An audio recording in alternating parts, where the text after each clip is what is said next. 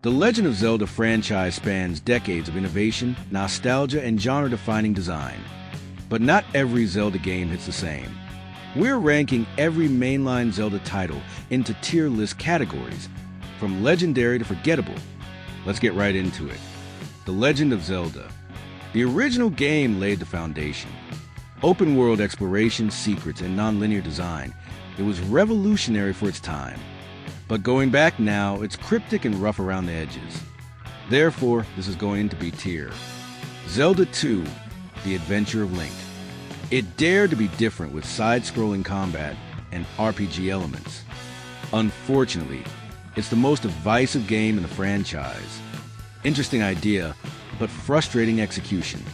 Therefore, this is going into C tier. A Link to the Past. This game perfected the 2D formula. It's fast, tight, beautifully paced, and still holds up. A masterpiece of its era. Therefore, this is going into S tier. Link's Awakening. We're combining both versions here. Quirky, emotional, and wonderfully weird. Link's Awakening is charming and timeless, even more so in its remake. Therefore, this is going into a tier. Ocarina of Time. The first 3D Zelda changed gaming forever. It defined cinematic storytelling in games and still influences design today. Therefore, this is going into S tier. Majora's Mask. Dark, experimental, and time-bound, Majora's Mask is the cult favorite. It's not for everyone, but those who connect with it swear by it. Therefore, this is going into a tier. Oracle of Ages and Seasons.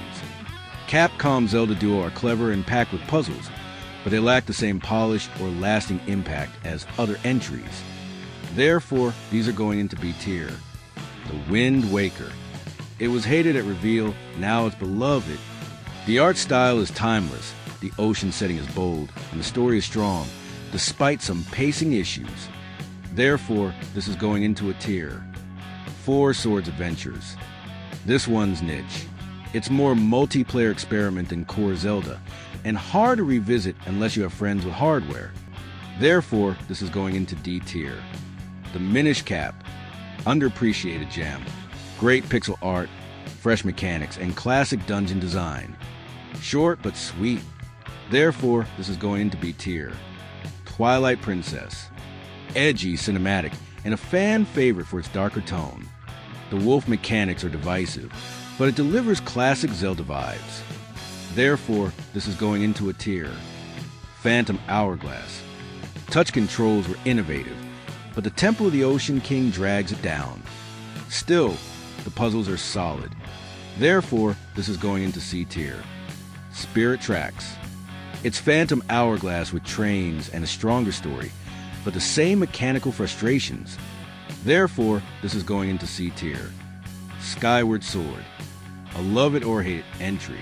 Amazing story and dungeon design, dragged down by motion controls and linearity. The HD remaster helps, but not enough. Therefore, this is going into B tier. A Link Between Worlds. This one surprised everyone. It's fast, open, and brings smart mechanics to a familiar world. A near-perfect 2D Zelda. Therefore, this is going into S tier. Breath of the Wild. Reinvention, freedom, exploration. Breath of the Wild isn't just a great Zelda. It's one of the most influential games ever made. Therefore, this is going into S tier. Tears of the Kingdom. It took everything from Breath of the Wild and layered it with verticality, creativity, and deeper lore. It doesn't hit as hard emotionally, but mechanically, it's top tier.